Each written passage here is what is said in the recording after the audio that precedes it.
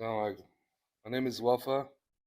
I'm a dad and also I teach swimming. This is my son Ali, dog Zero. We teach swimming all over the city. My family has been in Gaza for over 1,000 years. We're one of the biggest families in Gaza. Over 300 members from my family um, passed on. They died. They were killed by Israeli bombs, sniped, some of them. Many of my family members were sheltering in a building of 3 floors, a house, because they were forced to move from one place to another, from the north to the middle to the south, and that's how they got killed in the group. The Israeli um, army or the airstrikes killed them when they were sleeping, all of them. Their dads, moms, kids, grandkids. Um, on January 5th, this past January, my father got killed by Israeli airstrike. Morning hours, like around 4 o'clock, 4:30 in the morning. And he was supposed to be 75 years old on January 16th.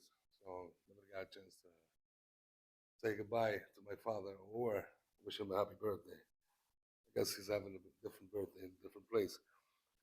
Uh,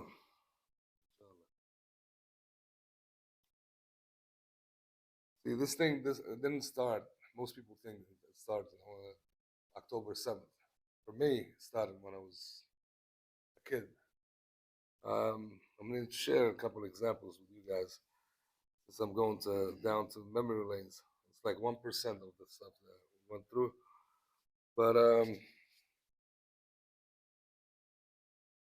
when I was 9 years old, I was going home going to home from school. I got caught by 12 Israelis, and they don't talk to you. They beat you up first, and regardless if you're 9 or not, they broke my bones, my knees, my ankles, and my shoulders with a rock. That's one example. When I was 9 years old. When I was 13, playing soccer, finished going home. All of a sudden, all these Israeli soldiers caught me. I was a big boy, as always, so I didn't look 13. I didn't have an ID to say I'm 13. But anyway, they, started insulting you, hitting you, putting you in headlocks and all that, the nice stuff. And then took me somewhere that I still don't know what I was until today, for 6 months. All I can remember is hanging from my feet and getting beat like a pinata. And they used to take turns. After 6 months, they let me go. No Israeli soldiers whatsoever was holding accountable when I was 9, when I was 13, and one of the major memories, since I'm sharing memories with you guys, when I was 18, almost 18, I had a friend named Ahmed going home from school. Anyway, they caught us. They don't walk, one or two. They're like groups. Um, they wanted to accuse us that we were throwing rocks, and I said no. My friend wasn't a troublemaker. To them, they say we're troublemakers, and I told my friend to um, not say things, pretend like you don't talk. I'll deal with them because I know what they're gonna do. They're gonna beat us up first, and then try to take you somewhere and more beating and more torture, more abuse, basically. But I wish if it happened like that. when they were talking to us, to me, I said no, we didn't do anything, and they kept every time I say something, they hit you and curse at you, you know, all kind of bad names that any Palestinian man, dead or alive, will get angry if they hear those words. Anyway, the bottom line is they couldn't get anything from me. They went to my friend who was shaking because he was scared, and sergeant or whatever, the superior of that group, um, he put a gun on his head and he said, "Tell me it was you, and I'll let you live." And I'm thinking, you know, he's not going to do anything. He looked at me. My friend looked at me, Ahmed, and I shook my head, you know, saying like, "Don't talk." Shot him right there in front of me. That's a memory that doesn't leave you.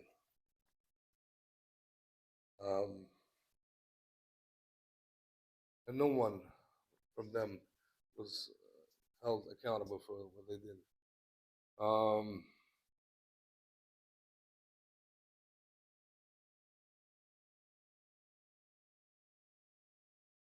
I'm sorry. I have two brothers who live right now in Gaza, other than my whole family by the thousands. They, one of them, my youngest brother, who's older than my son Ali, is 1 year older. I don't know where he is. Him and his wife and his little kid, who's 3 years old, since before the war started, on before October 7th, because there's no way to reach them, no way to contact them. And my other brother, he's in the middle of Gaza. Of course, you know, shelters. What do you call it? Not shelters. I wish. Um, Tents. And the one in the north not only is being bombed and sniped, but they're for about 5 months they had no food, no water, no electricity, um, no warm clothes, because when they bombed our house on January 5th, when they killed my father, they all fled with their pajamas basically. And oh yeah, good idea. This is me teaching swimming. This is the most important. This is my dad, my brother's daughter, who's in the north. Where my dad died, he got killed by Israeli strikes. My dad and my cousins.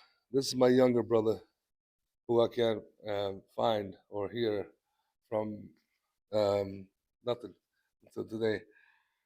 And this is my brother Sammy and his 4 boys. He has 6 kids. His daughters are not in the pictures. Um, you all can see that this is a genocide in front of God and as humans. Um, and I'm here to spread the message that this thing didn't start on October 7th. It started way before.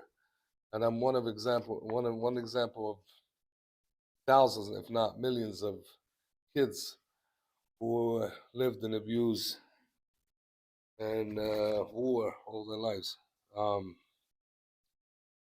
okay, I'm gonna wrap it up. I need to get my brother Sammy, my brothers, both of them, and their wives and kids um, out of Gaza for now, just to get them to safety, because I don't know what's next for them. And